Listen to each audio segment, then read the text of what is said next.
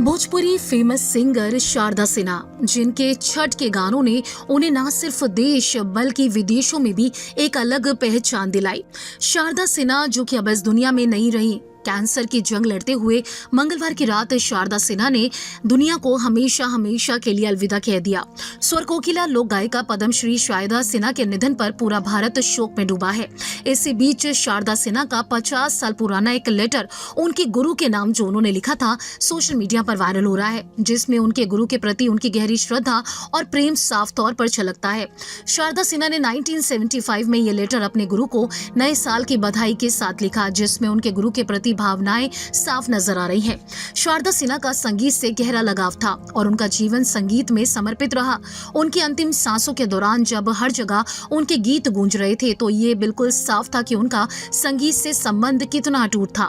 बचपन में शारदा सिन्हा जब अपनी सहेलियों के साथ गा रही थी, तब एक दिन हरि उपल ने चुपके से उनका गाना रिकॉर्ड किया और शारदा का गाना रिकॉर्ड करके सबको भेज दिया। इसके बाद शारदा सिन्हा ने शास्त्रीय संगीत की उच्च शिक्षा आरा के प्रतिष्ठित संगीतज्ञ स्वर्गीय अखोरी नागेंद्र नारायण सिंह से ली।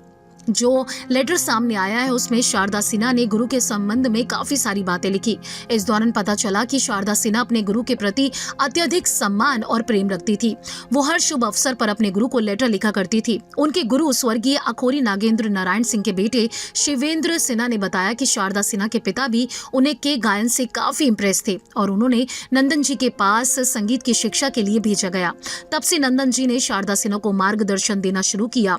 शिवेंद्र ने यह भी बताया कि उनके पिता का मानना था कि वो महिला शिष्यों को अपनी बहन मानते थे और शारदा सिन्हा भी उन्हें भैया के तौर पर ही संबोधित करती थी। शारदा सिन्हा जो अब इस दुनिया में नहीं रही, उनका अंतिम संस्कार किया जा चुका है। ऐसे में प्रधानमंत्री नरेंद्र मोदी से लेकर बिहार के मुख्यमंत्री शारदा सिन्हा जो अब इस दुनिया में नहीं रही, उनके लिए प्रधानमंत्री नरेंद्र मोदी से लेकर बिहार के मुख्यमंत्री नीतीश कुमार तक ने शोक जताया है।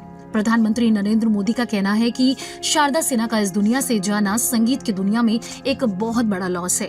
वहीं नीतीश कुमार ने ये भी ऐलान कर दिया था कि उनका राजकीय सम्मान के साथ अंतिम संस्कार किया जाएगा और ऐसा हुआ भी। पूरे राजकीय सम्मान के साथ शारदा सिन्हा को अंतिम विदाई दी गई।